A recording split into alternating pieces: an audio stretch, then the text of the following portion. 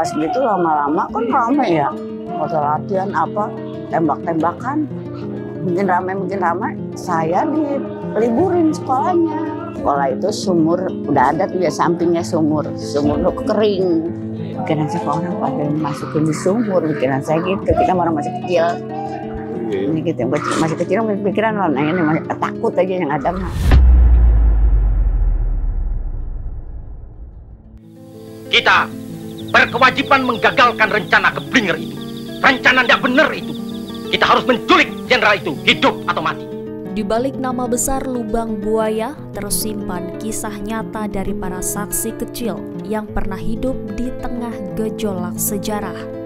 Salah satunya adalah Ibu Asiah yang semasa kecil tinggal tepat di lokasi yang kini dikenal sebagai saksi bisu tragedi G30 SPKI. Inilah kisah nyata dari mata seorang anak yang menyaksikan sejarah G30 SPKI. Di masa kecilnya, Ibu Asiah tak pernah membayangkan bahwa tempat ia menimba ilmu justru akan menjadi bagian kelam dari sejarah bangsa. Sekolah tempat ia belajar yang saat itu hanya berupa ruang sederhana di rumah seorang guru, perlahan berubah fungsi. Guru yang dulunya ia hormati ternyata adalah simpatisan PKI. Dan tanpa disadari oleh anak-anak di sekitarnya, rumah itu mulai dipakai sebagai tempat berkumpul, tempat menyusun rencana. Ibu Asiah menyaksikan semua perubahan itu dari ruang belajar yang hangat menjadi markas teror yang menakutkan. Pertama kan saya sekolah di situ ya, di rumah itu, rumahnya PKI, rumah Arjono.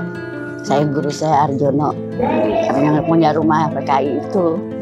Dia ketempatan, saya sekolah baru kelas 2, baru mau naik kelas 3.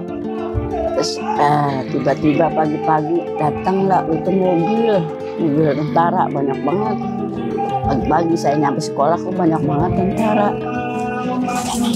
Tentara itu kita sih nggak ngerti tentara apa. Saya memang masih kecil takut sama tentara. Iya, pas itu ada gituan. Terus saya takut banget kan ya. Saya liatin aja, lama-lama mungkin banyak tuh. Iya, pada ngumpul di kebun-kebun. Pada tahu orang pada latihan, pada tiarap tuh, pada diajakin jadi tentara, jadi apa itu nggak tahu deh. Pada latihan banyak banget orang. Rumah yang awalnya menjadi tempat belajar berubah menjadi markas bawah tanah kelompok PKI. Di belakang rumah itu terdapat sebuah sumur tua, tempat Asiah dan anak-anak sering menghabiskan waktu setelah sekolah. Tak pernah terbayang oleh Asiah bahwa sumur tua itu yang menjadi seperti bagian dari kesehariannya di sekolah, akhirnya menjadi lokasi kelompok PKI mengubur jenazah para jenderal yang diculik dalam tragedi G30S. Sekolah itu sumur, udah ada tuh ya sampingnya sumur tuh kering. Oh, sumur itu kering? Kering. Kan kering itu nggak ada air? Nggak ada air, saya bakal mainan tuh di sumur. Saya suka nimbali kan masih ada airnya mak. Pas sudah kering kita liatin itu kosong, bakal mainan aja. Lama-lama dibuat mayat. Nah, kita sih nggak tahu. Masih ingat itu, keringnya itu, waktu keringnya itu udah deket-deket sama kejadian? Baru mulai kejadian itu udah kering. Oh. Iya, saya masih sekolah itu udah mulai kering. Sehingga lama tuh orang pada banyak orang itu. Jadi, udah masak-masak orang itu pada kaya. Kita mah susah dulu kan.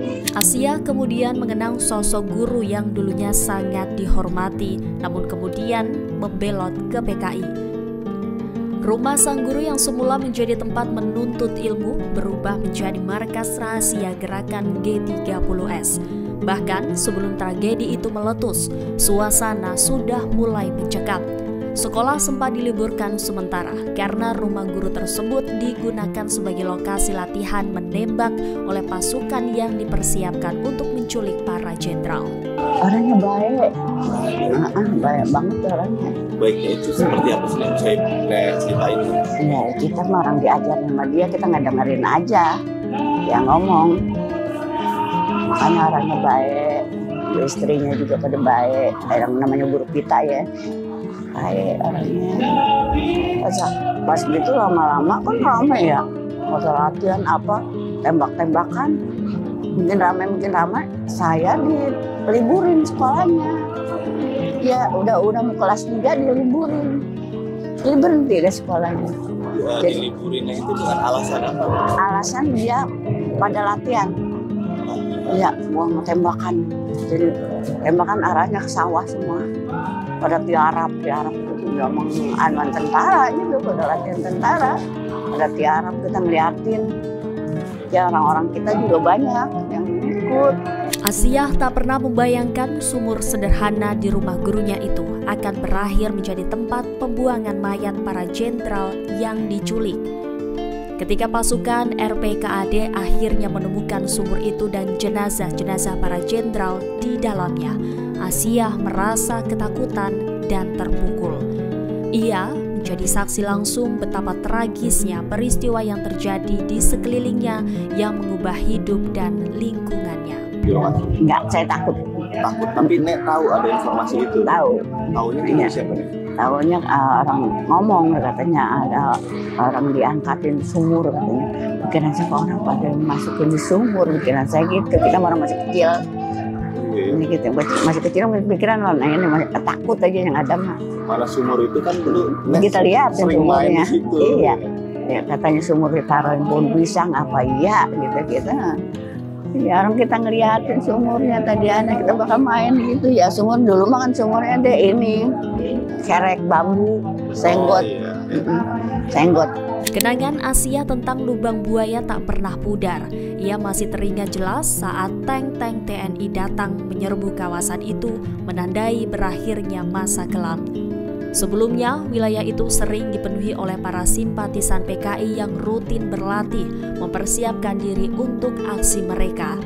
Suasana semakin hidup dengan ramainya dapur umum yang menyediakan konsumsi bagi pasukan-pasukan PKI di sana.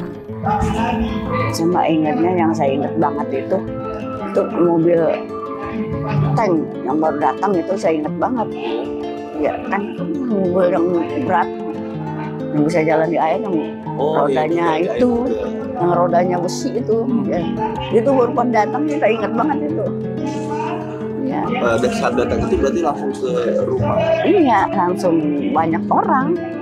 Jadi dia udah dapat aja orang tuh udah banyak. Jadi itu banyak orang udah takut. Kita ngeliatin dia pada masak, ngeliatin saya. Iya, orang udah mulai. Masaknya itu buat dibagiin? Orang-orang itu, orang yang pada latihan pada itu, makan. Kita kan di rumah lagi susah ya, mesin susah. Dia mau masakan banyak banget, kayak cakean nasi dong, kali sayur di panci, di kali pengadukan, ada masak. Lauknya juga enak. Iya, enak-enak. Kita ngeliatin aja. Kita orang lagi masih susah, masih kecil mah ada susah. Ya, orang diiming-imingin kayak gitu kan pada mau. Banyak yang mau orang. Kesaksian Ibu Asiah memberikan gambaran langsung tentang bagaimana peristiwa G30 SPKI mengguncang kehidupan masyarakat di Lubang Buaya. Dari rumah guru yang berubah menjadi markas rahasia hingga sumur di belakang rumah itu yang menjadi lokasi pembuangan jenazah para jenderal. Peristiwa ini meninggalkan luka yang dalam dan kenangan yang tak terlupakan. Memahami sejarah dari saksi mata seperti Ibu Asiah penting untuk menjaga kebenaran dan mencegah terulangnya tragedi serupa di masa depan. Download Tribun X sekarang, menghadirkan lokal menjadi Indonesia.